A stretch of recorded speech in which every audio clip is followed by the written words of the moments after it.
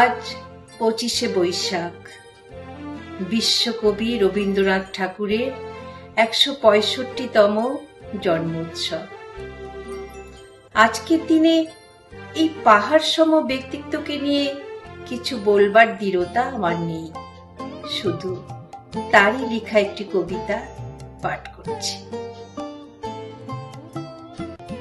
তোমারই যেন ভালোবাসিয়াছি শত রূপে শতবার, জনমে জনমে যুগে যুগে অনিবার। চিরকাল ধরে মুগ্ধ হৃদয় গাঁথিয়াছে গীতহার, কত রূপ ধরে পড়েছ গলায়, নিয়েছ সে উপহার। জনমে জনমে যুগে যুগে অনিবার। যত শুনি সেই অতীত কাহিনী, প্রাচীন প্রেমের ব্যথা, অতি পুরাতন বিরহ মিলন কথা। অসীম অতীতে চাহিতে চাহিতে দেখা দেয় অবশেষে, কালেরও তিমির রজনী ভেদিয়া তোমারই মূরতি এসে।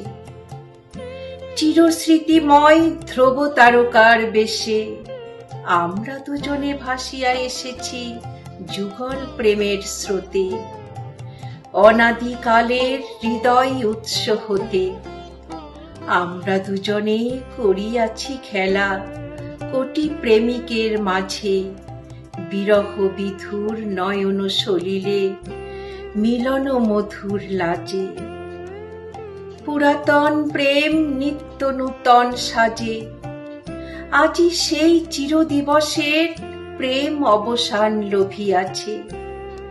রাশি রাশি হয়ে তোমার পায়ের কাছে, নিখিলের সুখ নিখিলের দুঃখ নিখিল প্রাণের প্রীতি। একটি প্রেমের মাঝারে মিশেছে সকল প্রেমের স্মৃতি, সকল কালের সকল কবির গীতি।